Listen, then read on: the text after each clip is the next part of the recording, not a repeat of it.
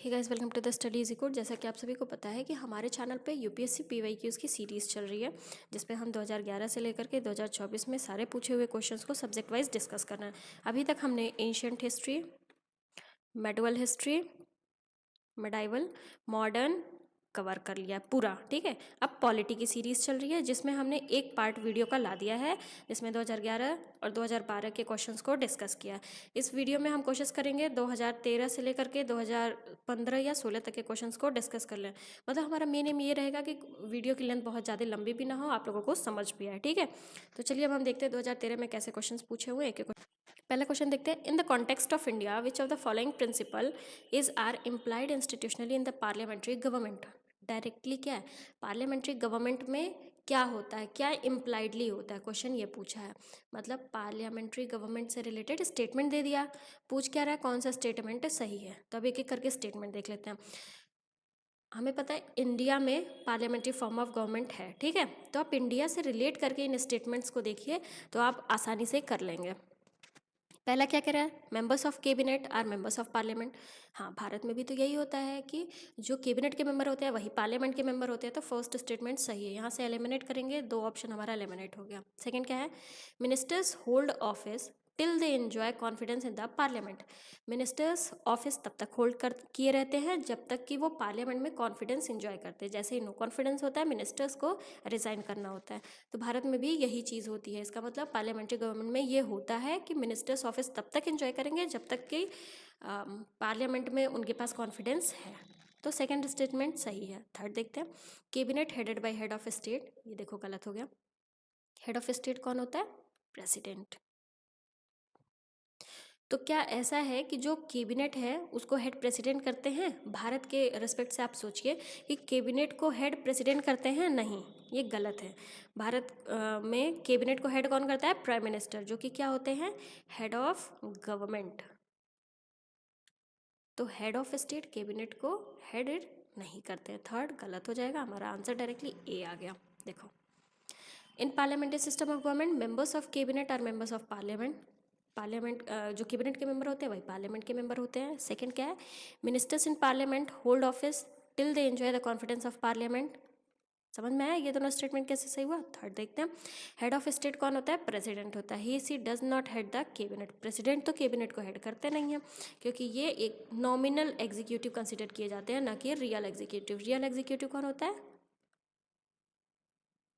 Real executive कौन होता है, प्राइम मिनिस्टर। ठीक, समझ में। चलिए नेक्स्ट क्वेश्चन की ओर। क्वेश्चन नंबर सेकंड, ये क्या कह रहा है, economic justice one of the objective of Indian constitution has been provided in. Indian constitution का एक मेन ऑब्जेक्टिव क्या है, इकोनॉमिक जस्टिस। ये क्वेश्चन क्या पूछ लिया कि इकोनॉमिक जस्टिस कहाँ कहाँ मेंशन है। हमें पता है प्रियम्बल में तो डायरेक्टली मेंशन है। प्रियम्बल में 3 जस्टिस की बात की गई है, जिसमें से एक इकोनॉमिक जस्टिस है। ठीक, और दूसरा डीपीएसपी। डीपीएसपी में भी इकोनॉमिक जस्टिस की बात की गई है। ठीक है, तो आंसर हमारा बी हो जाएगा। डीपीएसपी में इकोनॉमिक और सोशल जस्टिस की बात, सोशल जस्टिस की बात डायरेक्टली की गई है। ठीक, तो आंसर बी हो गया हमारा। देखो, preamble and DPSP. Economic justice Indian constitution का जो कि एक मेन ऑब्जेक्टिव है, कहाँ कहाँ पे मेंशन है, प्रियम्बल ऑफ द कॉन्स्टिट्यूशन और डीपीएसपी में। एविडेंस देखने को मिलता है, प्रियम्बल में तो डायरेक्टली है, सोशल, इकोनॉमिक और पॉलिटिकल जस्टिस को इंश्योर करने की बात की गई है। डीपीएसपी में सोशलिस्ट प्रिंसिपल ऑफ डीपीएसपी, जो सोशलिस्ट प्रिंसिपल है वो क्या रिफ्लेक्ट करता है, सोशल और इकोनॉमिक जस्टिस। ठीक है, समझ में आया। चलिए नेक्स्ट क्वेश्चन की ओर।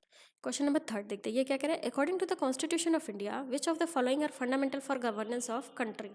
कंट्री के गवर्नेंस के लिए फंडामेंटल क्या है, कितनी बार स्टैटिक पोर्शन में आप लोगों ने ये कवर किया होगा। डीपीएसपी। डीपीएसपी इन्फोर्सिबल नहीं होती है, नॉट इन्फोर्सिबल, किसी भी कोर्ट के द्वारा डीपीएसपी इन्फोर्सिबल नहीं होती है। बट डीपीएसपी में जो प्रोविजंस दिए होते हैं वो कंट्री के गवर्नेंस के लिए फंडामेंटल होते हैं।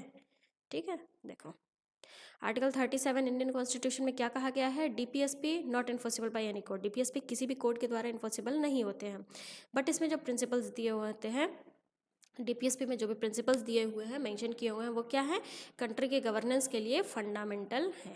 समझ में आया। चलिए नेक्स्ट क्वेश्चन की ओर बढ़ते हैं। क्वेश्चन नंबर 4, ये क्या कह रहा है?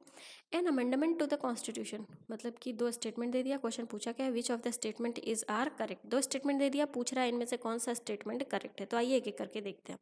पहला क्या है? Amendment to the constitution of India can be initiated by an introduction of a bill in the Lok Sabha only. ये कह रहा है अगर अमेंडमेंट करना है, इंडियन कॉन्स्टिट्यूशन में अमेंडमेंट करना है, तो जो बिल पास की जाएगी, इंट्रोड्यूस की जाएगी, वो सिर्फ और सिर्फ लोकसभा द्वारा पास की जाएगी, तभी उसमें अमेंडमेंट हो सकता है। नहीं, ये गलत है।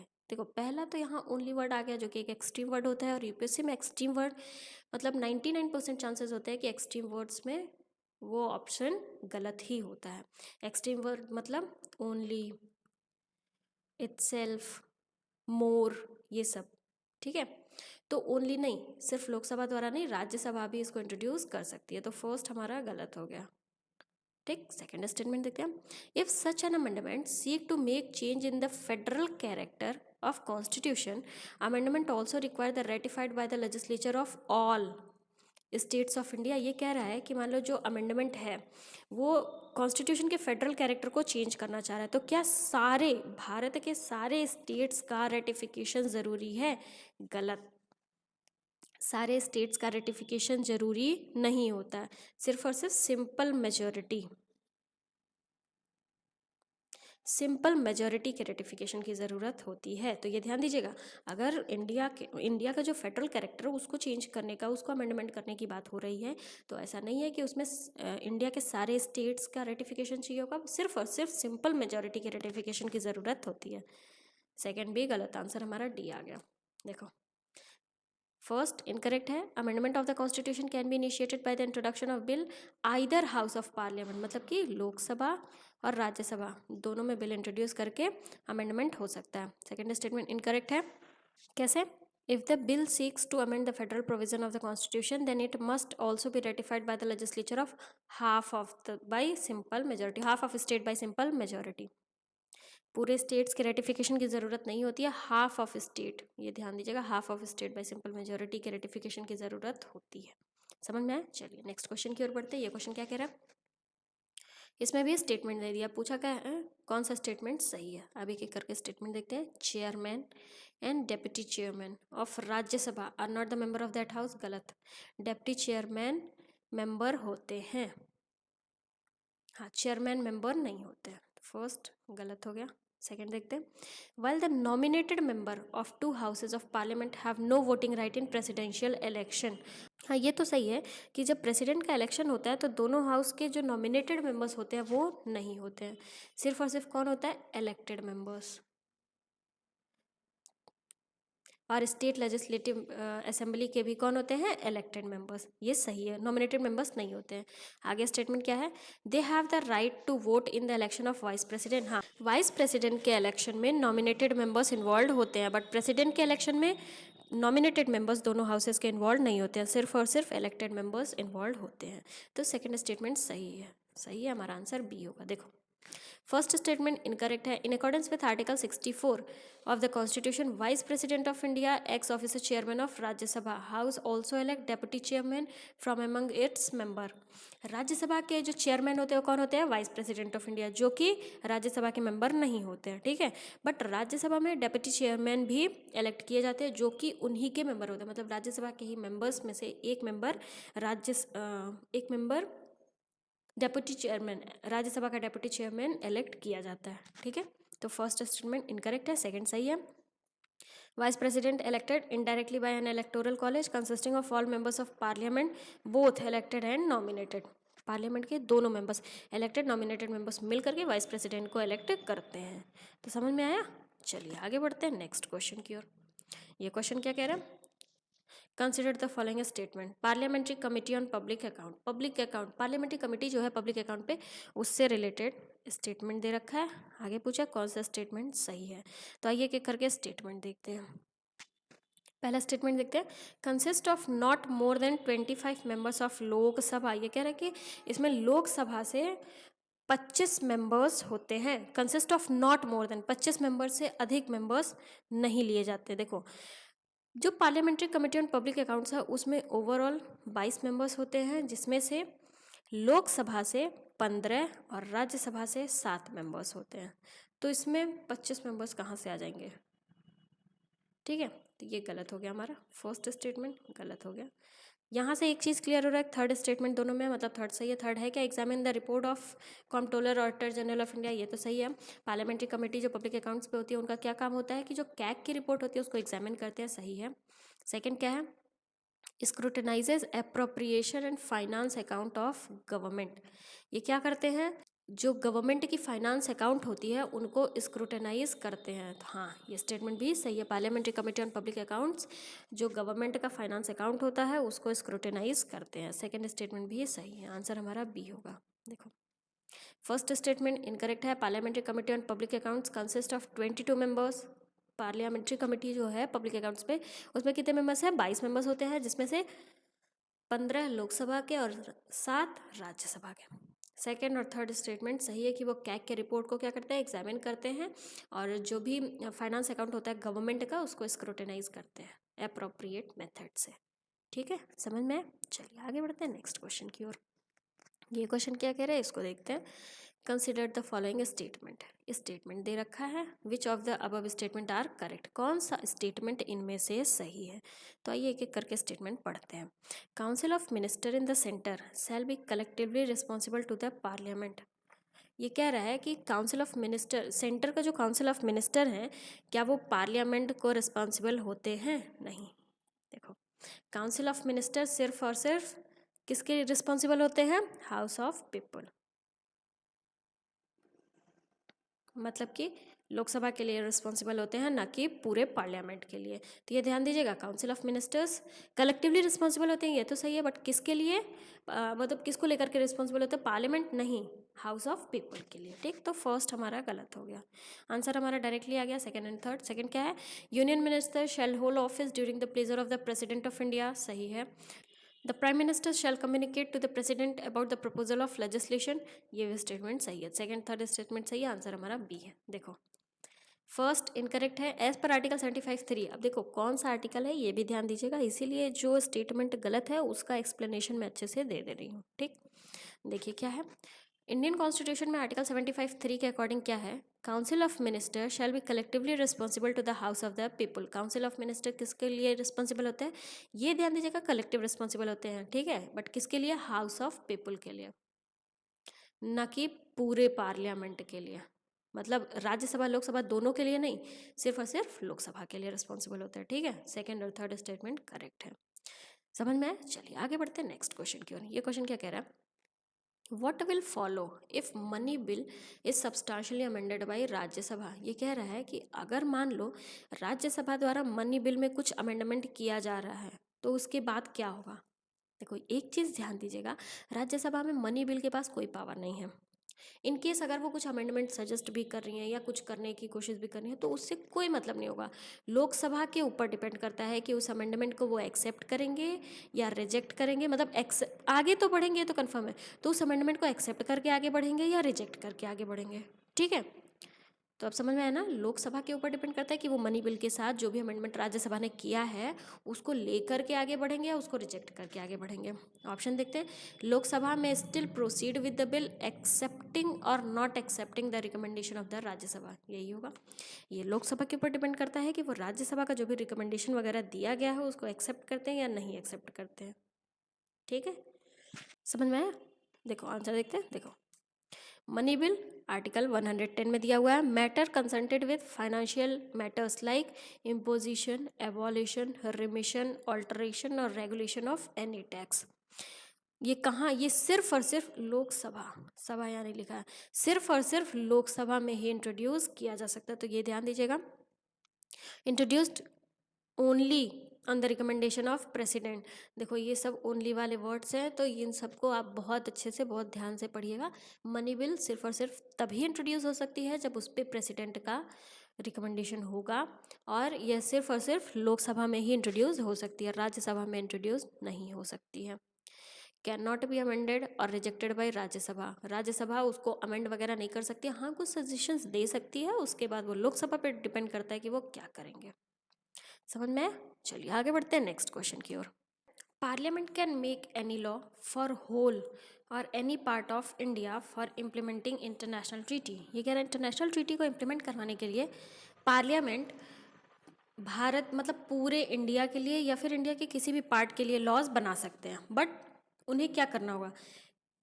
ऑप्शंस क्या क्या दिया हुआ है, with the consent of all the states. नहीं, इंटरनेशनल ट्रीटीज़ का मेन क्या है, इंटरनेशनल ट्रीटीज़ को इम्प्लीमेंट करवाने के लिए पार्लियामेंट लॉज बना सकते हैं भारत के किसी भी पार्ट या पूरे भारत के लिए बिना बिना स्टेट से कंसेंट लिए, विदाउट टेकिंग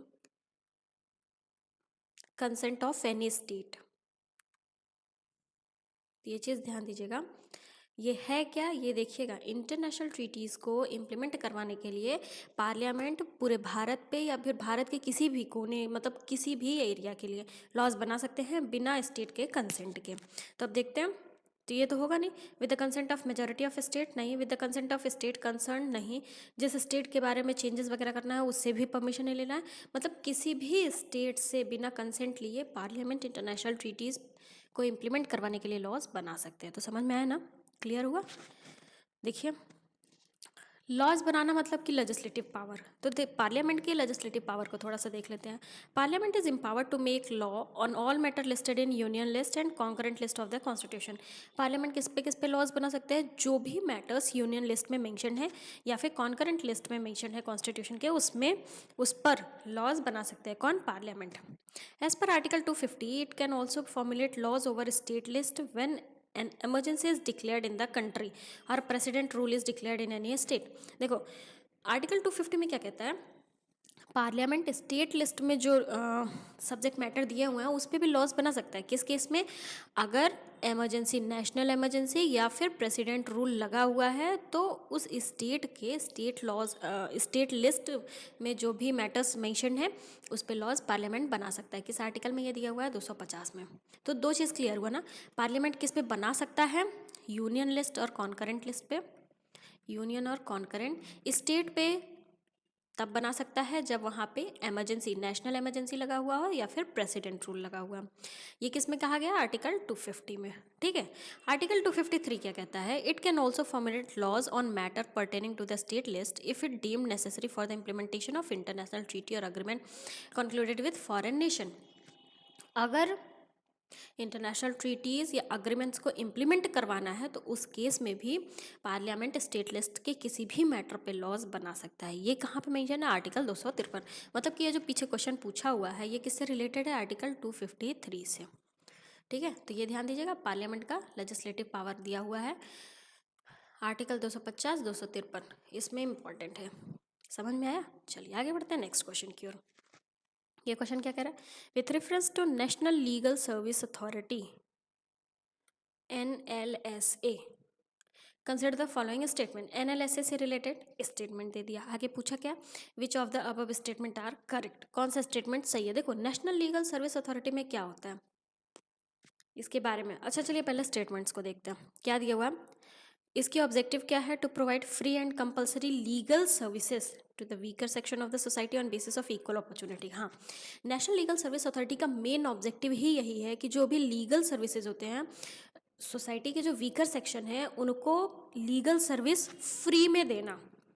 ठीक है, सोसाइटी के जो वीकर सेक्शन हैं जिनको इसके बारे में पता नहीं है या जो अवेयर नहीं है या जो फाइनेंशियली वीक है उनको क्या करना, लीगल सर्विस फ्री में देना। ये किसका मेन ऑब्जेक्टिव है, नेशनल लीगल सर्विस अथॉरिटी। तो फर्स्ट सही है, सेकंड क्या है, it issue guideline for the state legislative state legal service authority to implement legal program and scheme throughout the country. हाँ, जो नेशनल लीगल सर्विस अथॉरिटी है वो state legal service authority को guideline provide करती है, किस लिए, legal programmes और स्कीम्स वगैरह को पूरे देश में लीगल प्रोग्राम्स और स्कीम्स वगैरह को इम्प्लीमेंट करवाने का गाइडलाइन देती है, किसको, स्टेट लीगल सर्विस अथॉरिटीज़ को। तो ये ध्यान दीजिएगा, समझ में आया ना, नेशनल लीगल सर्विस अथॉरिटी क्या करती है, स्टेट लीगल सर्विस अथॉरिटी को गाइडलाइन प्रोवाइड करती है कि वो लीगल प्रोग्राम्स और स्कीम्स पूरे भारत में, पूरे देश में टाइम टू टाइम इम्प्लीमेंट करवाते रहें। तो सेकेंड स्टेटमेंट भी सही है। मेन ऑब्जेक्टिव पहला पूछा था और दूसरा कि ये क्या करते हैं, तो गाइडलाइन इशू करते हैं स्टेट लीगल सर्विस अथॉरिटी का, किस चीज़ के लिए, वो भी सही है। हमारा आंसर सी होगा।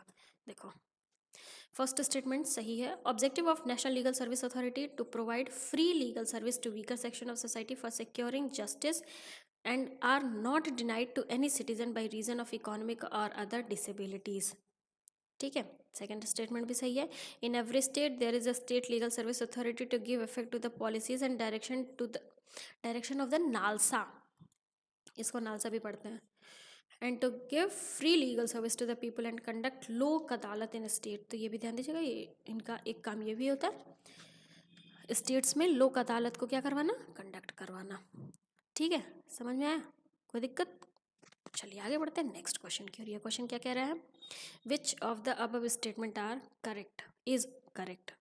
4 स्टेटमेंट दे दिया है. ठीक है, पूछ रहा है इनमें से कौन सा स्टेटमेंट सही है, करेक्ट है. आइए एक एक करके स्टेटमेंट देखते हैं. In India same person can not be appointed as governor for 2 or more state at the same time. ये गलत है. भारत में एक ही पर्सन 2 या 2 से अधिक राज्यों के governor as a governor appoint हो सकते हैं.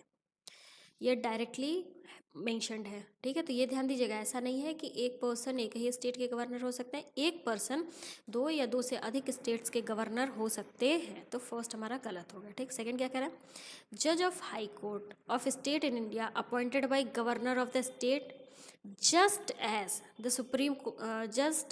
the judge of Supreme Court are appointed by the president. Same वैसे नहीं, ये गलत हो गया. ठीक है, थर्ड देखते हैं. No procedure has been laid down in the constitution of India for the removal of governor from his post. ये तो सही है. इंडियन कॉन्स्टिट्यूशन में गवर्नर को उनके पोस्ट से रिमूव करने के लिए कोई भी प्रोसीजर मेंशन नहीं किया गया. जैसे कि president, vice president, prime minister, इन सबके जो रिमूवल है इसका प्रोसीजर मेंशन किया हुआ है. कहाँ पे, इंडियन कॉन्स्टिट्यूशन में. बट गवर्नर का जो रिमूवल है उसका प्रोविज़न कॉन्स्टिट्यूशन में मेंशन नहीं है. ये सही है हमारा. ठीक है, देखो. अच्छा, फोर्थ क्या था ये भी देख लेते हैं. In case of UT having a legislative setup CM appointed by lieutenant governor on the basis of majority support. गलत, ये भी गलत है. तो थर्ड सही है, समझ में आया. आर्टिकल 153 से 167 मतलब कि part 6 of the Indian constitution किससे डील करता है, गवर्नर, स्टेट के गवर्नर से रिलेटेड. इसमें कहीं पर भी गवर्नर के रिमूवल का प्रोविज़न नहीं दिया हुआ है. तो ये ध्यान दीजिएगा, आर्टिकल 153 से 167 भारतीय संविधान का पार्ट कौन सा है, पार्ट 6 किससे डील करता है, गवर्नमेंट ऑफ स्टेट. इसमें कहीं पर भी गवर्नर के रिमूवल का प्रोविज़न नहीं दिया हुआ है. ठीक है, चलिए आगे बढ़ते हैं. The government enacted Panchayat Extension to Scheduled Areas Act in 1996. Which one of the following is not identified as its objective? देखो ये क्वेश्चन क्या कह रहा है, गवर्नमेंट ने पेसा एक्ट 1996 में पेसा एक्ट क्या किया था, इनैक्ट किया था. ये पूछा है कि इनमें से 4 ऑप्शंस दे दिया है, इनमें से कौन सा पेसा एक्ट का ऑब्जेक्टिव नहीं है. तो एक एक करके देखते हैं. देखो, टू प्रोवाइड सेल्फ गवर्नेंस, हाँ पेसा एक्ट का ये तो ऑब्जेक्टिव है, सेल्फ गवर्नेंस प्रोवाइड करना. रिकॉग्नाइज ट्रेडिशनल राइट, हाँ. To create autonomous region in tribal areas, ये नहीं है. To free tribal people from exploitation, हाँ. देखो पेसा एक्ट का मेन यही था कि जो ट्राइबल पीपल है उनका एक्सप्लॉयटेशन ना हो पाए, उनका जो ट्रेडिशनल राइट है वो बना रहे, वहाँ पे वो सेल्फ गवर्न करे, बाहर के लोग जा करके गवर्न ना कर पाए. ठीक है, जिससे उनका ट्रेडिशनल राइट जो भी है वो बना रहे. ट्राइबल एरियाज पे to create autonomous region in the tribal areas, ये ऑब्जेक्टिव नहीं था पेसा एक्ट का. तो आंसर हमारा सी हो गया. ठीक है, PESA act is for 5th schedule. PESA act किसके लिए था ये देखिएगा, 5th शेड्यूल के लिए. As where creation of autonomous region in tribal areas comes under the ambit of 6th schedule. देखो जो creation of autonomous region in tribal areas था वो किसके अंडर में आता है, 6th शेड्यूल में. और पेसा किसके लिए था, 5th शेड्यूल. तो ये समझ में आया. चलिए आगे बढ़ते हैं नेक्स्ट क्वेश्चन की ओर.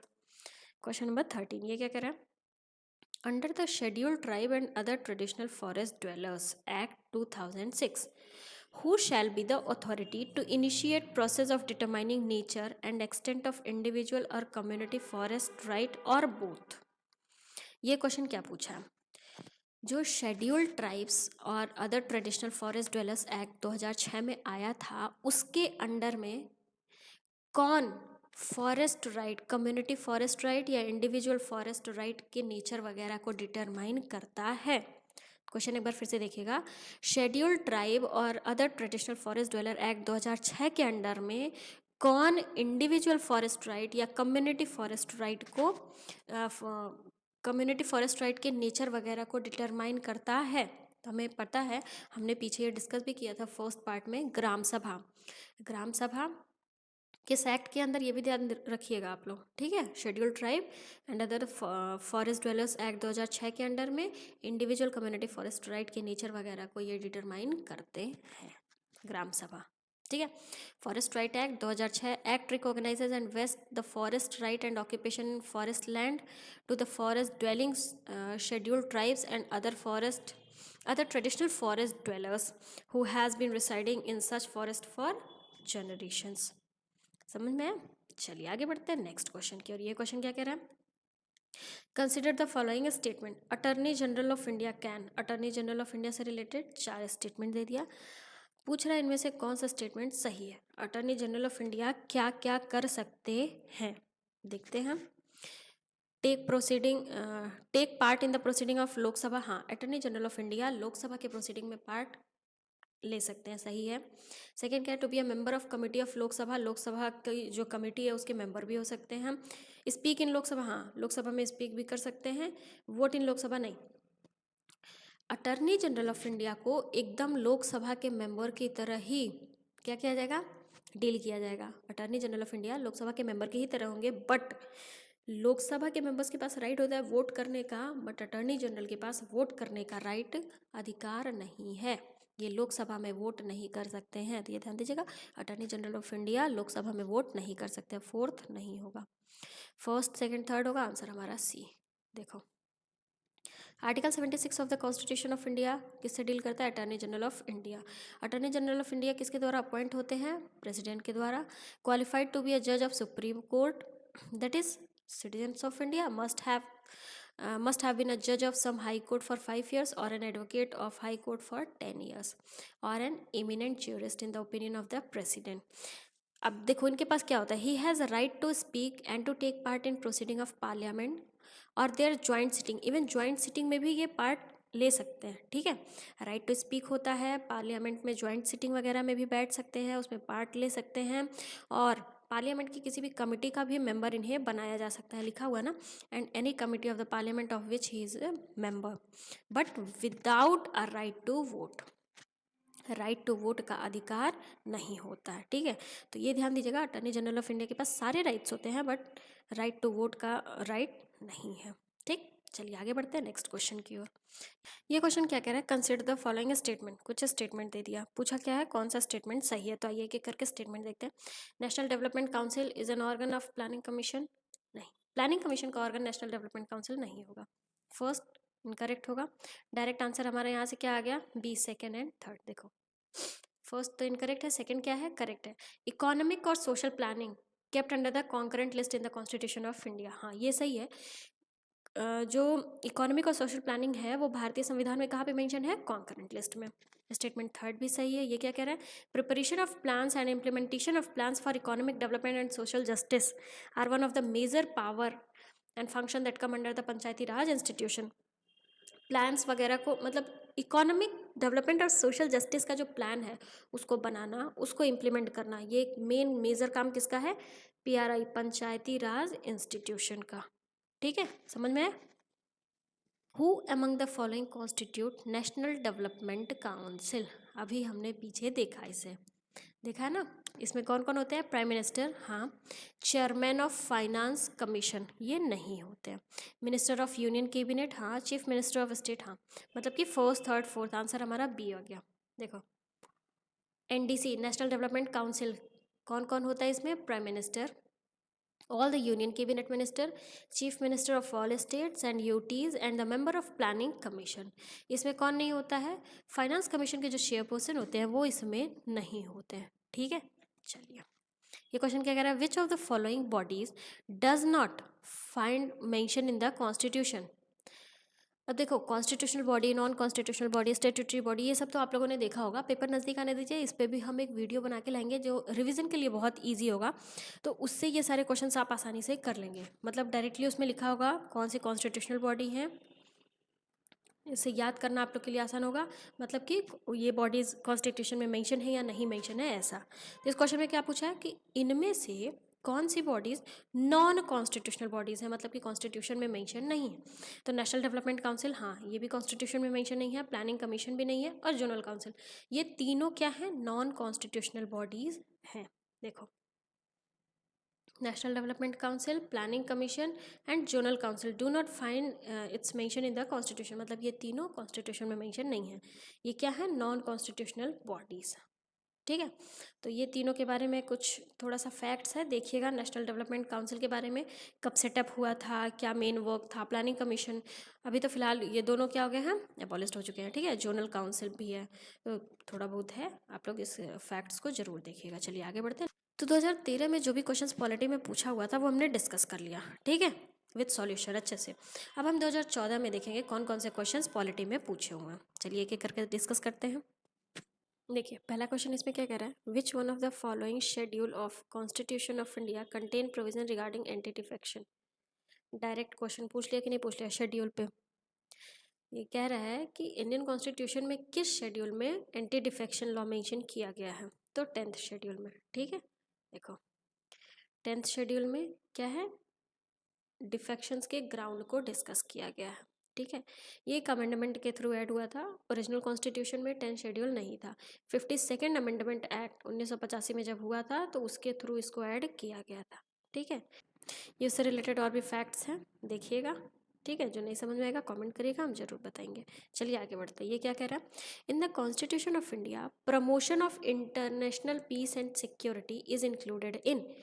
देखो ये भी डायरेक्ट क्वेश्चन, ये कह रहा है कि इंडियन कॉन्स्टिट्यूशन में इंटरनेशनल पीस एंड सिक्योरिटी को प्रमोट करने की बात कहाँ पे कही गई है, preamble of the constitution, DPSP, fundamental duties या 9th शेड्यूल में। तो डीपीएसपी का आर्टिकल 51 डायरेक्ट बात करता है promotion of international peace and security के। देखो आर्टिकल 51 ऑफ इंडियन कॉन्स्टिट्यूशन क्या है, DPSP. DPSP have been borrowed by the Ireland. DPSP कहाँ से लिया गया है, आयरलैंड के संविधान से। आर्टिकल 51 इसमें क्या कहता है, सॉरी ये तो दिया हुआ है कि आर्टिकल 36 से आर्टिकल 51 डीपीएसपी है। आर्टिकल 51 डायरेक्ट किसकी बात करता है, इंटरनेशनल पीस और सिक्योरिटी को अचीव करने की बात करता है। ठीक है, इसमें क्या क्या कहा गया है, maintaining just and honourable relation with the nations, दूसरे नेशन से अच्छा रिश्ता बनाना, मतलब कि जस्ट एंड ऑनरेबल रिलेशन हो। Foster respect for the international laws and treaty obligation, जो भी इंटरनेशनल लॉज ट्रीटीज़ हैं उनका रिस्पेक्ट करना चाहिए, उनको अच्छे से फॉलो करना चाहिए। Encourage settlement of international dispute by arbitration, जो भी इंटरनेशनल डिस्प्यूट्स वगैरह हैं उनको as early as possible settle करना चाहिए। ठीक है, मतलब overall international peace and security की बात करता है किसमें, आर्टिकल 51 में, जो कि क्या है, एक डीपीएसपी है। समझ में आया।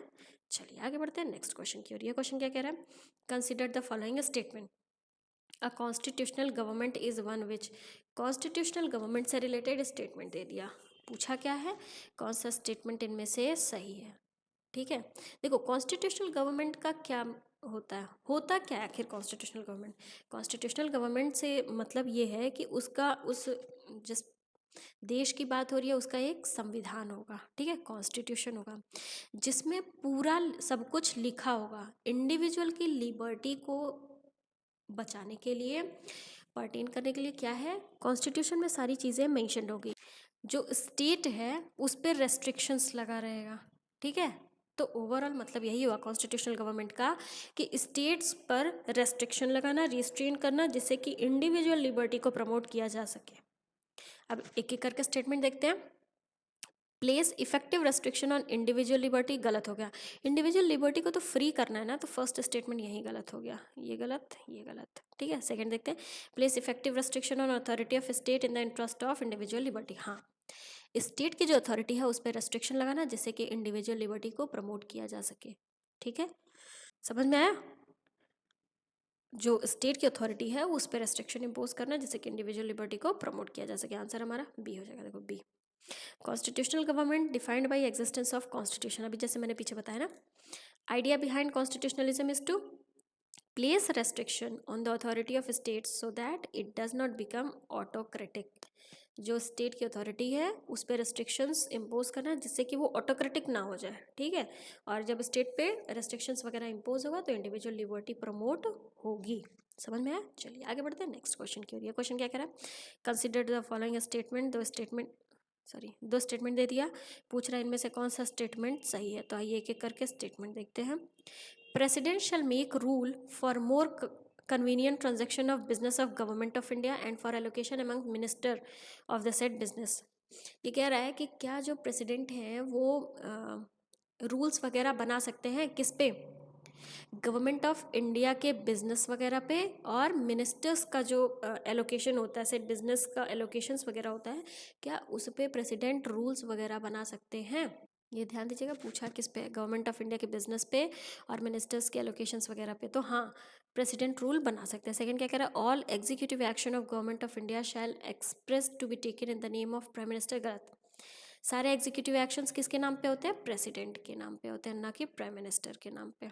ठीक है, तो सेकंड गलत हो गया, फर्स्ट सही है, आंसर हमारा ए।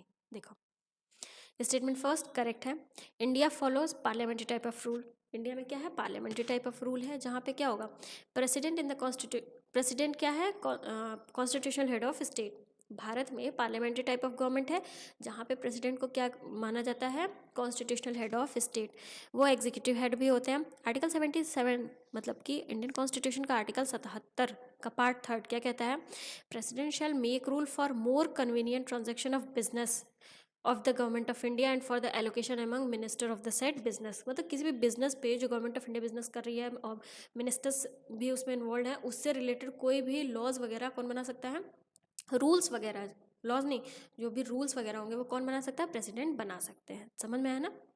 चलिए स्टेटमेंट सेकंड इनकरेक्ट है, क्योंकि जो भी एग्जीक्यूटिव एक्शंस होते हैं वो किसके नेम पे होते हैं, in the name of president. ठीक, चलिए आगे बढ़ते हैं नेक्स्ट क्वेश्चन की ओर। ये क्वेश्चन क्या कह रहा है, consider the following statement regarding no confidence motion in India. Bharat में जो नो कॉन्फिडेंस मोशन है उससे रिलेटेड दो स्टेटमेंट दे दिया, पूछ रहा है इनमें से कौन सा स्टेटमेंट सही है। तो आइए एक एक करके स्टेटमेंट देखते हैं। पहला क्या कह रहा है, there is no mention of no confidence motion in the constitution of India. ये कह रहा है कि भारतीय संविधान में नो कॉन्फिडेंस मोशन जो है उसके बारे में कहीं पर भी मेंशन नहीं किया गया है। तो ये बात सही है, जो भारत का संविधान है उसमें नो कॉन्फिडेंस मोशन के बारे में कहीं पर भी नहीं मेंशन है। फर्स्ट सही है। सेकंड क्या कह रहा है, motion of no confidence motion can be introduced in Lok Sabha only. जो नो कॉन्फिडेंस मोशन है वो कहाँ पर, सिर्फ और सिर्फ लोकसभा में ही इंट्रोड्यूस हो सकता है, ये राज्यसभा में इंट्रोड्यूस नहीं हो सकता। ठीक है, क्लियर हुआ। नो कॉन्फिडेंस मोशन सिर्फ और सिर्फ लोकसभा में इंट्रोड्यूस हो सकता है, राज्यसभा में इंट्रोड्यूस नहीं हो सकता है। तो सेकंड स्टेटमेंट भी सही है, आंसर हमारा सी होगा। देखो स्टेटमेंट फर्स्ट सही है, कॉन्स्टिट्यूशन ऑफ इंडिया में कहीं पर भी नो कॉन्फिडेंस मोशन के बारे में नहीं दिया हुआ है। Motion of no confidence motion against the government can be introduce only in Lok Sabha under rule 198। Rule 198 के अंडर में क्या है, ये जो नो कॉन्फिडेंस मोशन का मोशन होता है वो सिर्फ और सिर्फ लोकसभा में ही इंट्रोड्यूस हो सकता है, राज्यसभा में इंट्रोड्यूस नहीं हो सकता है। अब मान लो जो नो कॉन्फिडेंस मोशन है अगर वो एक्सेप्ट कर लिया जाएगा तो जो पार्टी पावर में होगी उसको प्रूफ करना होगा। The member need not give a reason for moving the no confidence motion. मान लो किसी भी गवर्नमेंट के against no confidence motion pass कर दिया गया, ठीक है, तो होगा क्या, जो पार्टी पावर में है उसको प्रूव करना होगा। ठीक, और जो person no confidence motion pass किया, नो कॉन्फिडेंस मोशन लाया है उसको अपने रीज़न नहीं देना होगा कि वो क्यों, यहाँ लिखा हुआ है member need not give reason, उसको रीज़न नहीं देना होगा कि क्यों नो कॉन्फिडेंस मोशन उसने मूव किया है। ठीक है, समझ में आया ना। तो रूल 198 के अंदर में क्या है कि जो नो कॉन्फिडेंस मोशन है वो सिर्फ और सिर्फ लोकसभा में ही पास हो सकता है। ठीक, चलिए क्वेश्चन नंबर 6 ये क्या कह रहा है, which one of the following is the largest committee of parliament. Parliament की लार्जेस्ट कमिटी इसमें से पूछ लिया, कमिटी ऑन एस्टीमेट्स। जब भी स्टैटिक पोर्शन पढ़े होंगे तो ये तो देखे ही होंगे। एस्टीमेट कमेटी सेटअप कब हुई थी, 1950 में on the recommendation of John मठाई, जिसमें 30 मेंबर्स थे, जिसमें all from Lok Sabha and it is the largest committee. ये जो पूरे 30 मेंबर्स थे ये लोकसभा से थे। ठीक है, ये लार्जेस्ट कमेटी हुई थी। Ministers can not be member of estimate committee. Its function is to examine budget and also suggest economies of public expenditure. मतलब कि उनका मेन काम क्या था, बजट वगैरह को एग्जामिन करना। तो ये ध्यान दीजिएगा, एस्टीमेट कमेटी 1950 में बनी थी, किसके रिकमेंडेशन पे, जॉन मठाई के, जिसमें 30 मेंबर थे और सारे के सारे मेंबर्स कहाँ से थे, लोकसभा से थे। ठीक, चलिए क्वेश्चन नंबर 7 ये क्या कह रहा है देखते हैं। Which of the following is are function or functions of cabinet secretariat. Direct पूछ लिया कैबिनेट सेक्रेटरीट का इनमें से कौन सा फंक्शन है, कौन या कौन कौन सा फंक्शन है। तो देखते हैं preparation of agenda for cabinet meeting. Cabinet secretariat cabinet meeting का जो एजेंडा है उसको प्रिपेयर करते हैं, सही है। Secretariat assistance to cabinet committee, ये भी सही है। Allocation of financial resources to the minister, गलत। ये कैबिनेट सेक्रेटरीट का काम नहीं होता है। मिनिस्टर्स को फाइनेंशियल रिसोर्सेज एलोकेट करना कैबिनेट सेक्रेटरीट का काम नहीं होता है, ये चीज़ ध्यान दीजिएगा आप लोग, ठीक है। किसका काम होता है, मिनिस्ट्री ऑफ फाइनेंस का काम होता है। तो थर्ड हमारा नहीं होगा, फर्स्ट और सेकंड दोनों होगा, आंसर सी होगा। देखो फर्स्ट सेकंड तो सही है, थर्ड इनकरेक्ट कहाँ है देखते हैं। Secretariat facility government decision by providing interministerial coordination. Ministry of finance department of expenditure interested with the allocation of financial resources to the ministers. Ministers के जो फाइनेंशियल रिसोर्सेज हैं वो कौन एलोकेट करते हैं, ministry of finance department of expenditure, ठीक। Secretariat जो है कैबिनेट सेक्रेटरीट वो ये काम नहीं करता, तो ये ध्यान दीजिएगा। चलिए आगे बढ़ते हैं नेक्स्ट क्वेश्चन की ओर। क्वेश्चन नंबर 8 ये क्या पूछा है। Power of supreme court of India to decide dispute between central and state falls under its. देखो ये भी जो हमने पहला पार्ट वीडियो का पॉलिटी का डिस्कस किया है उसमें ये डिस्कस कर लिए हैं। सुप्रीम कोर्ट के बहुत सारे पावर्स होते हैं, जैसे कि advisory jurisdiction, appellate jurisdiction, original jurisdiction, writ jurisdiction. इसमें पूछा क्या है, जो सेंटर और स्टेट के बीच में अगर जो डिस्प्यूट चल रहा है इसको सॉल्व करना सुप्रीम कोर्ट का कौन सा पावर है, ये ओरिजिनल पावर है। ओरिजिनल पावर कौन कौन से होते हैं ये हमने फर्स्ट पार्ट में डिस्कस कर लिया, अगर आप लोगों ने नहीं देखा है तो वहाँ जा करके ज़रूर देखें, ठीक है। देखो ओरिजिनल जुरिस्डिक्शन आर्टिकल 131 में क्या है, dispute between 2 or more states comes under the original jurisdiction of supreme court. Other disputes, देखो सुप्रीम कोर्ट के ओरिजिनल जुरिस्डिक्शन में क्या क्या आएगा ये चीज़ ध्यान दीजिएगा। अभी मैंने पीछे बताया कि हमने फर्स्ट पार्ट में इसको डिस्कस कर लिया है, बट यहाँ पर भी देख लीजिए, 2 या 2 से अधिक स्टेट के बीच में अगर डिस्प्यूट है तो क्या होगा, सुप्रीम कोर्ट का ओरिजिनल जुरिस्डिक्शन होगा, ठीक है। स्टेट और अदर स्टेट्स के बीच में, सेंटर और स्टेट्स के बीच में होगा तब भी वो ओरिजिनल होगा। Original jurisdiction of supreme court extend to any dispute between government of India and 1 और मोर स्टेट्स, ठीक। चलिए आगे बढ़ते हैं नेक्स्ट क्वेश्चन की ओर। देखो ये क्वेश्चन क्या कह रहा है, power to increase the number of जज in the supreme court of India is vested in. Supreme court, भारत का जो सुप्रीम कोर्ट है उसमें जजेस के नंबर को बढ़ाना, ये पावर किसके पास है बताइए, पार्लियामेंट। पार्लियामेंट ही सुप्रीम कोर्ट के जजेस के नंबर्स को बढ़ा सकते हैं, ठीक है, ये पावर पार्लियामेंट के पास होता है। देखिए article 124(1) mandates that there shall be a supreme court of India constituting of a Chief Justice of India, and until Parliament by law prescribes a larger number of not more than 7 other judges. Power to increase number of judge in the Supreme Court किसके पास है, parliament के पास। Supreme court में जजेस के numbers को increase कराना इसका power किसके पास है, पार्लियामेंट के पास, ठीक है। चलिए आगे बढ़ते हैं नेक्स्ट क्वेश्चन की, और ये क्वेश्चन क्या कह रहा है देखते हैं। Which of the following are discretionary power given to governor of state. देखो जो स्टेट के गवर्नर होते हैं उनके पास कुछ ना कुछ क्या बहुत सारे डिस्क्रिशनरी पावर्स होते हैं, हमें पता है। अब इसमें पूछा क्या है कि कौन से पावर्स इसमें से डिस्क्रिशनरी हैं, गवर्नर के डिस्क्रिशनरी पावर हैं, हमें करेक्ट बताना है। तो आइए एक एक करके देखते हैं। Sending report to president of India for imposing president rule, हाँ ये भी डिस्क्रिशनरी पावर है, गवर्नर के डिस्क्रिशन पे डिपेंड करता है कि मतलब जब भी उन्हें लगेगा कि प्रेसिडेंट ऑफ इंडिया को एक रिपोर्ट भेजनी चाहिए कि यहाँ पे प्रेसिडेंट रूल इम्पोज करें तो वो भेज सकते हैं, ठीक है। तो फर्स्ट तो होगा, यहाँ से सी एलिमिनेट हो गया। सेकंड क्या कह रहा है, अपॉइंटिंग द मिनिस्टर्स। देखो ये गलत है, चीफ मिनिस्टर के साथ मिल करके गवर्नर मिनिस्टर्स को अपॉइंट करते हैं, ये सिर्फ और सिर्फ गवर्नर का डिस्क्रिशनरी पावर नहीं होता। सेकेंड नहीं होगा, नहीं होगा, आंसर हमारा डायरेक्ट आ गया B, first and third. Third क्या है, reserving certain bill passed by the state legislature for consideration of president of India, ये भी सही है, ये भी गवर्नर का डिस्क्रिशनरी पावर होता है। फोर्थ क्या है, making the rule to conduct the business of state government, गलत, ये डिस्क्रिशनरी पावर नहीं होता। देखो फर्स्ट करेक्ट है। आर्टिकल 356 के अंडर में क्या है कि गवर्नर जब भी चाहे कि वहाँ पे प्रेसिडेंट रूल लगाना, मतलब उस पर्टिकुलर एरिया में प्रेसिडेंट रूल लगना चाहिए, तो वो प्रेसिडेंट को वो नोटिस भेज सकते हैं कि उस पर्टिकुलर एरिया पे प्रेसिडेंट रूल लगाया जाए। ये गवर्नर के डिस्क्रिप्शन पर होता है। स्टेटमेंट सेकंड इनकरेक्ट है, क्योंकि आर्टिकल 164(1) के अंडर में सीएम और अदर मिनिस्टर्स, देखो सीएम को तो कौन अपॉइंट करेगा? गवर्नर। बट सीएम के साथ मिल करके बाकी मिनिस्टर्स को गवर्नर अपॉइंट करेंगे। ये सिर्फ और सिर्फ उनके डिस्क्रिशनरी पावर पे नहीं होता है। थर्ड स्टेटमेंट भी सही है। आर्टिकल 200 के अंदर क्या है? Governor of state can use his legislative power to reserve the bill for consideration of president. Article 200 के अंदर में लेजिस्लेटिव पावर है गवर्नर का, जो कि क्या है? एक डिस्क्रिशनरी पावर है। स्टेटमेंट 4 इनकरेक्ट है। Making rule to conduct the business of the state government does not come under the governor's discretionary power. ठीक है, तो जो स्टेट का बिजनेस है उसको कंडक्ट करवाने पे रूल बनाना, ये गवर्नर के डिस्क्रिशनरी पावर के अंडर में नहीं आएगा, ध्यान दीजिएगा। ठीक, चलिए आगे बढ़ते हैं नेक्स्ट क्वेश्चन की ओर। ये क्वेश्चन क्या करें?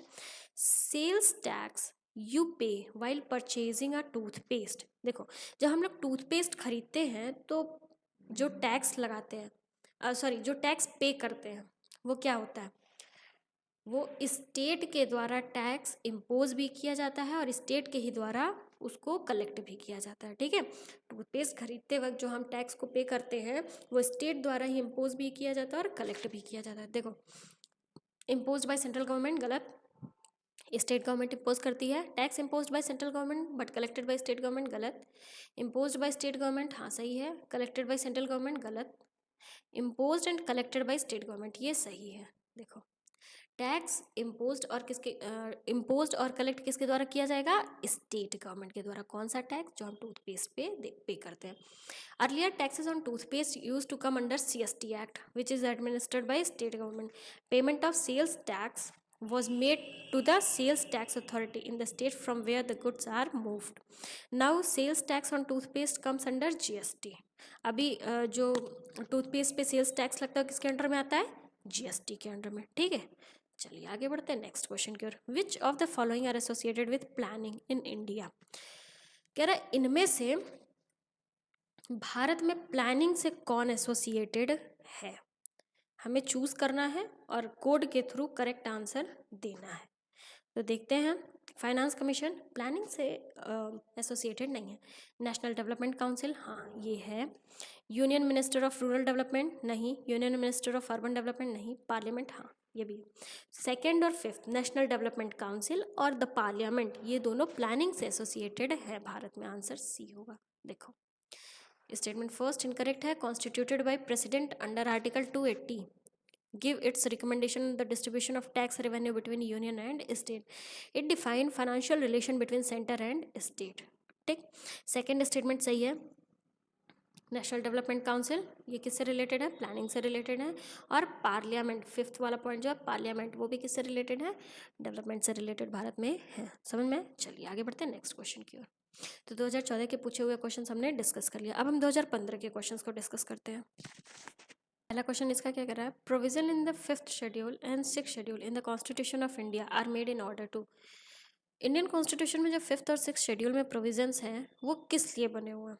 तो वो शेड्यूल ट्राइब का जो इंटरेस्ट है उसको प्रोटेक्ट करने के लिए है। ठीक है, 5th और 6th शेड्यूल जो इंडियन कॉन्स्टिट्यूशन का है वो किस लिए है? शेड्यूल ट्राइब्स के इंटरेस्ट को प्रोटेक्ट करने के लिए। आंसर ए होगा हमारा। देखो, 5th and 6th schedule of the constitution of India किससे डील करता है? Provision related to protection of interest of schedule tribes. 5th schedule क्या डील करता है? Deals with the provision relating to the administration and control of scheduled areas and schedule tribes in any state except 4 state. मतलब कि 5th schedule में क्या है? किसी भी स्टेट में जो शेड्यूल एरियाज हैं और शेड्यूल ट्राइब्स हैं उनको एडमिनिस्टर और कंट्रोल करना। बट ये जो 4 स्टेट्स हैं ये एक्सेप्टेड है, AM TM। ठीक है, तो ये ध्यान दीजिएगा, इन चारों स्टेट्स के शेड्यूल्ड एरियाज और शेड्यूल ट्राइब्स नहीं। इन चारों के अलावा पूरे भारत में किसी भी राज्य के शेड्यूल्ड एरियाज और शेड्यूल ट्राइब्स को एडमिनिस्टर और कंट्रोल करना। 4 एक्सेप्टेड कौन कौन से हैं उसके लिए याद रखिएगा, AM TM, असम, मेघालय, त्रिपुरा और मिजोरम।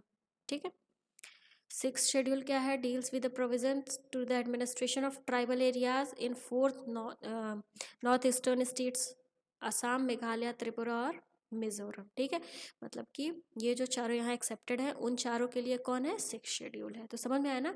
ओवरऑल शेड्यूल एरियाज और शेड्यूल ट्राइब्स को प्रोटेक्ट करने के लिए ये जो दोनों 5th और 6th शेड्यूल बने हैं उनमें प्रोविजंस मेंशन किए हुए हैं। ठीक, समझ में आया। चलिए आगे बढ़ते हैं नेक्स्ट क्वेश्चन की ओर। ये क्वेश्चन क्या कह रहा है, consider the following statement regarding directive principles of state policy. DPSP से रिलेटेड स्टेटमेंट दे दिया, पूछ रहा कौन सा स्टेटमेंट सही है, देखते हैं। Principles spell out of socio economic democracy in country. हाँ देखो, डीपीएसपी सोशियो इकोनॉमिक डेमोक्रेसी मतलब कंट्री के सोशियो इकोनॉमिक डेमोक्रेसी से रिलेटेड जो भी प्रिंसिपल्स हैं वो कहाँ पे हैं, डीपीएसपी में। समझ में आया ना। और पॉलिटिकल डेमोक्रेसी से रिलेटेड कहाँ पे है, फंडामेंटल राइट में। ये हम बार बार डिस्कस करते आ रहे हैं। तो फर्स्ट सही है। सेकंड क्या कह रहा है, provisions contained in these principles are not enforceable by any court. सही है। ठीक है, ये तो डायरेक्टली मेंशन है ना आर्टिकल्स में कि जो डीपीएसपी है वो किसी भी कोर्ट के द्वारा इन्फोर्सिबल नहीं होगा। डीपीएसपी की जो भी प्रोविजंस है वो किसी भी कोर्ट के द्वारा इन्फोर्सिबल नहीं होंगे। सेकंड भी सही है, आंसर हमारा सी होगा। देखो, स्टेटमेंट फर्स्ट करेक्ट है। DPSP deals with a very comprehensive economic social political programme of modern democratic state aim at realising high ideals of justice, liberty, equality and fraternity as outlined in the preamble of the constitution। ठीक है, statement second भी correct है। According to article 37, मैंने पीछे बताया ना कि article में मेंशन है, आर्टिकल 37 में डायरेक्टली मेंशन है कि डीपीएसपी कोर्ट के द्वारा इन्फोर्सिबल नहीं होंगे। ठीक, चलिए आगे बढ़ते हैं नेक्स्ट क्वेश्चन की ओर। ये क्वेश्चन क्या कह रहा है, ideal of welfare state in Indian constitution is enshrined its. जो वेलफेयर स्टेट का आइडिया है भारतीय संविधान में, वेलफेयर स्टेट का आइडिया है वो कहाँ पर दिया हुआ है, डीपीएसपी में मेंशन्ड है। ठीक है, भारतीय संविधान में वेलफेयर स्टेट का आइडिया कहाँ पे है, डीपीएसपी में। देखो, डीपीएसपी कहाँ से कहाँ तक है, आर्टिकल 36 से आर्टिकल 51 में। डीपीएसपी हैव बीन बोरोड, कहाँ से बोरो किया गया है, आयरलैंड के कॉन्स्टिट्यूशन से। सोशियो इकोनॉमिक और पॉलिटिकल प्रोग्राम के बारे में कॉम्प्रहेंसिवली इसमें मेंशन किया गया। ठीक है, समझ में आया। मतलब ओवरऑल ये ध्यान दीजिएगा, वेलफेयर स्टेट का कॉन्सेप्ट कहाँ पे इम्बॉडीड है, डीपीएसपी में। पुलिस स्टेट का नहीं, वेलफेयर स्टेट का। ठीक, चलिए आगे बढ़ते हैं नेक्स्ट क्वेश्चन की ओर। ये क्वेश्चन क्या कह रहा है, to uphold and protect the sovereignty, unity and integrity of India is a provision made in. देखो, अगर आप लोगों ने स्टैटिक पोर्शन पढ़ा होगा तो ये सारी चीज़ें आप लोग को पता होंगी। ये कह रहा है, ये प्रोविज़न कौन सा, टू अपहोल्ड, यहाँ पे जो मेंशन है to uphold and protect sovereignty, unity and integrity of India, वो कहाँ पे मेंशन है। ठीक है, फंडामेंटल ड्यूटी है। ठीक है, भारतीय संविधान में जो फंडामेंटल ड्यूटीज़ मेंशन की गई हैं उसमें ये डायरेक्ट मेंशन किया गया है कि भारत की सॉवरेनिटी, यूनिटी और इंटीग्रिटी को बनाए रखना, मतलब अपहोल्ड और प्रोटेक्ट करना, ये इंडियन सिटीजन्स का फंडामेंटल ड्यूटी है। ठीक है, देखो fundamental duties, article 51A part 4A Indian constitution का क्या डील करता है, फंडामेंटल ड्यूटी। ये ओरिजिनल कॉन्स्टिट्यूशन में नहीं था, बाद में इसको 42nd कॉन्स्टिट्यूशनल अमेंडमेंट एक्ट 1976 से ऐड किया गया। ठीक है, बाद में चल करके, मतलब इस टाइम पे जब ऐड किया गया था तब तो 10 ही फंडामेंटल ड्यूटीज़ थे, बाद में चल करके एक फंडामेंटल ड्यूटीज़ को और ऐड किया गया। ठीक, चलिए आगे बढ़ते हैं नेक्स्ट क्वेश्चन की ओर। ये क्या कह रहा है, there is a parliamentary system of government in India because the, मतलब कि डायरेक्टली ये क्या पूछ लिया, पार्लियामेंट्री सिस्टम ऑफ गवर्नमेंट किसको कहते हैं। भारत में पार्लियामेंट्री सिस्टम ऑफ गवर्नमेंट है ना, तो उसकी क्या फीचर है, वही तो होगा यहाँ पे। ठीक है, तो हम कैसे कह सकते हैं कि भारत में पार्लियामेंट्री फॉर्म ऑफ गवर्नमेंट है, पार्लियामेंट्री सिस्टम ऑफ गवर्नमेंट है, क्योंकि काउंसिल ऑफ मिनिस्टर्स लोकसभा के लिए रिस्पॉन्सिबल है। Council of ministers collectively responsible होते हैं ना, council of ministers collectively responsible होते हैं किसको लेकर के, लोकसभा को लेकर के। इसीलिए हम कह सकते हैं कि भारत में पार्लियामेंट्री सिस्टम ऑफ गवर्नमेंट है, मतलब कि पार्लियामेंट्री सिस्टम ऑफ गवर्नमेंट का ये एक मेन कैरेक्टरिस्टिक्स है कि काउंसिल ऑफ मिनिस्टर्स लोकसभा के लिए रिस्पॉन्सिबल है। Answer D. देखो, India has parliamentary system of government. Union Parliament is supreme legislative body in country, and in parliamentary system, executive is responsible for parliament. In India, the system is applicable to both union and state level. Prime Minister and Council of Minister are responsible to Lok Sabha. ठीक है, चलिए आगे बढ़ते हैं next question की ओर। ये question क्या कह रहा है, कंसिडर द फॉलोइंग स्टेटमेंट। दो स्टेटमेंट दे दिया, अब पूछ रहा है इनमें से कौन सा स्टेटमेंट सही है। तो आइए एक एक करके देखते हैं। Executive power of union of India vested in prime minister, गलत।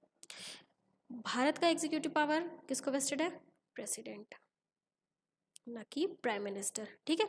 ये तो यहीं से गलत हो गया। दूसरा क्या कह रहे हैं, prime minister is ex officio chairman of civil services board, ये भी गलत है। Cabinet secretary, civil services board के एक्स ऑफिसर चेयरमैन कौन होते हैं, कैबिनेट सेक्रेटरी, ना कि प्राइम मिनिस्टर। तो दोनों स्टेटमेंट हमारा गलत है, आंसर क्या हो जाएगा, डी हो जाएगा। देखो स्टेटमेंट फर्स्ट इनकरेक्ट है। एज पर आर्टिकल 53(1), मतलब आर्टिकल 53 का पार्ट 1 जो है वो क्या कहता है, executive power of the union shall be vested in president. President के पास है एग्जीक्यूटिव पावर, ना कि प्राइम मिनिस्टर। सेकेंड स्टेटमेंट भी इनकरेक्ट है, क्योंकि cabinet secretary top most executive official and senior most of civil servant of the government of India, ठीक है। गवर्नमेंट ऑफ इंडिया के सीनियर मोस्ट सिविल सर्वेंट कौन होते हैं, कैबिनेट सेक्रेटरी, और वही एक्स ऑफिसो हेड भी होते हैं सिविल सर्विसेज बोर्ड के, ना कि प्राइम मिनिस्टर। ये ध्यान दीजिएगा, सिविल सर्विसेज बोर्ड के हेड कौन होते हैं, ex officio, sorry civil services board के एक्स ऑफिसो हेड कौन होते हैं, कैबिनेट सेक्रेटरी, ठीक है, समझ में आया। चलिए आगे बढ़ते हैं नेक्स्ट क्वेश्चन की ओर। ये क्वेश्चन क्या कह रहा है, कंसिडर द फॉलोइंग स्टेटमेंट, कौन सा स्टेटमेंट सही है। कुछ स्टेटमेंट दिया है और पूछ रहा है कौन सा स्टेटमेंट सही है। तो आइए एक एक करके देखते हैं। Rajya Sabha has no power to reject और टू अमेंड मनी बिल। अभी पीछे हमने देखा, हाँ राज्यसभा के पास कोई पावर नहीं होता है मनी बिल को रिजेक्ट करना या अमेंड करने का, सही है। फर्स्ट सही है, मतलब ये एलिमिनेट हो गया। सेकंड क्या है, Rajya Sabha can not vote on demand for grant. हाँ जो डिमांड फॉर ग्रांट पे वोट होता है उसमें राज्यसभा वोट नहीं कर सकती, ये भी स्टेटमेंट सही है, सेकंड सही है, मतलब कि ये एलिमिनेट हो गया। Third, Rajya Sabha can not discuss, ये ध्यान दीजिएगा, एनुअल फाइनेंशियल स्टेटमेंट, गलत। एनुअल फाइनेंशियल स्टेटमेंट को राज्यसभा सेम उसी तरीके से डिस्कस कर सकती है जैसे कि लोकसभा, मतलब कि इस जगह पे लोकसभा और राज्यसभा के पास सेम पावर है। ये थर्ड गलत हो गया, आंसर हमारा क्या आ गया, बी। देखो थर्ड इनकरेक्ट है, Rajya Sabha enjoys equal status with Lok Sabha on the matter of discussion of annual financial statement. Annual financial statement को डिस्कस करने का लोकसभा और राज्यसभा दोनों के पास सेम और इक्वल पावर होता है, ठीक। चलिए क्वेश्चन नंबर 8, ये क्या कह रहा है, when a bill is referred to a joint sitting of both house of parliament it has to be passed by. जो जब पार्लियामेंट में लोकसभा और राज्यसभा का किसी भी एक टॉपिक पे क्या होता है, मान लो मिसमैच कर रहा है, कोई भी डिसीजन मिसमैच कर रहा है, तो उस सिचुएशन में क्या होता है, डेडलॉक्स हो जाते हैं। तो सिचुएशन में क्या होता है, जॉइंट सिटिंग बैठाई जाती है, ठीक है। तो कह रहा है कि जॉइंट सिटिंग में जो बिल पास होती है वो कैसे पास होगी, जितने मेंबर्स प्रेजेंट हैं वोट दे रहे हैं उनके सिंपल मेजोरिटी के थ्रू वो बिल पास होगा, ठीक है। जॉइंट सिटिंग है, अगर पार्लियामेंट के दोनों हाउसेस की, लोकसभा और राज्यसभा की, तो इनमें अगर कोई बिल पास होना है तो कैसे होगा, जितने मेंबर्स प्रेजेंट हैं वोट कर रहे हैं उनके सिंपल मेजोरिटी के द्वारा ही बिल पास होगा। देखो जॉइंट सिटिंग है यहाँ पे आर्टिकल 108 में, दोनों हाउसेस की जॉइंट सिटिंग होती है। Extraordinary machinery provided by constitution to resolve a deadlock between two houses. क्यों होता है ये तो आपको पता ही है, ये सारी चीज़ें हमने पहले वीडियो में इसको डिटेल वे में डिस्कस किया है जॉइंट सिटिंग के बारे में, ठीक है। चलिए आगे बढ़ते हैं नेक्स्ट क्वेश्चन की ओर। ये क्वेश्चन क्या कह रहा है, हु और विच of the following is custodian of constitution of India. भारतीय संविधान का कस्टोडियन, कितना आसान क्वेश्चन है, सुप्रीम कोर्ट ऑफ इंडिया। आपने बहुत बार ये क्वेश्चंस देखे होंगे, ये इसका कॉन्सेप्ट पढ़ा होगा, ठीक है। इंडियन जुडिशरी क्या है, इंटीग्रेटेड है, पावरफुल है और इंडिपेंडेंट जुडिशरी है। Legislature and executive work on making laws and implementation of laws, but the judiciary work on safeguarding the public interest by checking into overreach, misuse and error of law. Therefore authority to amend the constitution lies with parliament, but the supreme court has authority to examine validity of those amendments judicial review के through, ठीक है। यही देखो यहाँ पे नहीं लिखा हुआ है, जुडिशियल रिव्यू, सुप्रीम कोर्ट के पास कौन सा पावर होता है, जुडिशियल रिव्यू का पावर। जो भी लॉज वगैरह पार्लियामेंट बना रही है वो सही है या नहीं है, कॉन्स्टिट्यूशन के साथ है या कॉन्स्टिट्यूशन के अगेंस्ट है, मतलब उसको चैलेंज किया जा सकता है या नहीं, ये सब कुछ सुप्रीम कोर्ट कर सकती है। कैसे, अपने जुडिशियल रिव्यू की पावर के अंडर। आर्टिकल 32 में सुप्रीम कोर्ट गार्जियन भी है फंडामेंटल राइट का, रिट्स वगैरह इशू करता है, ठीक है। Supreme court also an interpreter and guardian of constitution, ठीक, समझ में? चलिए आगे बढ़ते हैं नेक्स्ट क्वेश्चन की ओर। ये क्वेश्चन क्या कह रहा है? Consider the following statement. इसमें भी 2 स्टेटमेंट दे दिया, पूछ रहा है कौन सा स्टेटमेंट सही है। तो एक एक स्टेटमेंट देखते हैं।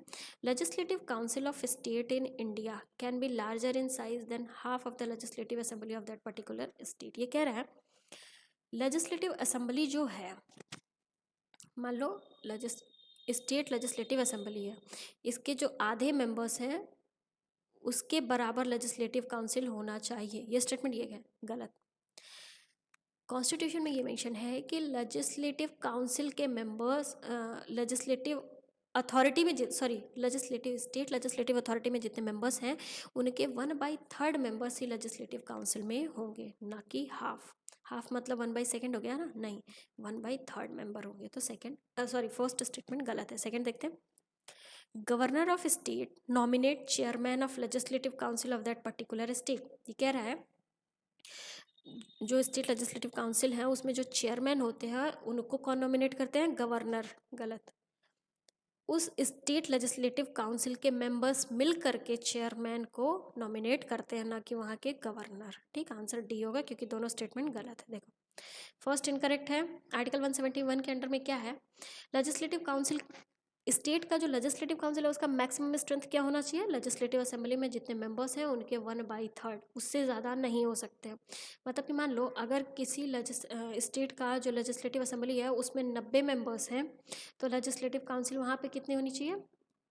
30 मेंबर्स मैक्सिमम, इससे कम हो सकते, इससे ज़्यादा नहीं हो सकते हैं। समझ में आया?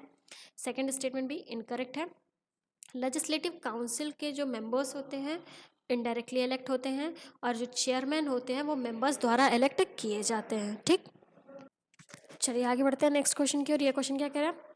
Fundamental object of Panchayat Raj system is to ensure which among the following. मतलब डायरेक्टली पंचायती राज सिस्टम का फंडामेंटल ऑब्जेक्ट इनमें से कौन सा है? देखो पीपल्स पार्टिसिपेशन इन डेवलपमेंट, हाँ फंडामेंटल पंचायती राज सिस्टम का ये एक फंडामेंटल ऑब्जेक्ट है कि लोग डेवलपमेंट प्रोसेस में पार्टिसिपेट करें, पीपल्स का पार्टिसिपेशन हो। ठीक है। पॉलिटिकल अकाउंटेबिलिटी नहीं। डेमोक्रेटिक डिसेंट्रलाइजेशन, हाँ ये तो पीआरआई का मेन ऑब्जेक्टिव है ही। क्या? Democratic decentralisation. फाइनेंशियल मोबिलाइजेशन नहीं। सेकेंड और फोर्थ नहीं होगा तो एलिमिनेट करिए। सेकेंड फोर्थ नहीं होगा, आंसर हमारा डायरेक्टली सी। देखो फर्स्ट और थर्ड सही है। मेन आइडिया बिहाइंड पंचायती राज इंस्टीट्यूशन, पंचायती राज इंस्टीट्यूशन के पीछे मेन आइडिया क्या है? To promote grass root democracy and development. मतलब कि जो एकदम ग्राउंड लेवल होता है, ग्राउंड लेवल डेमोक्रेसी को प्रमोट करना और डेवलपमेंट को प्रमोट करना। ठीक है।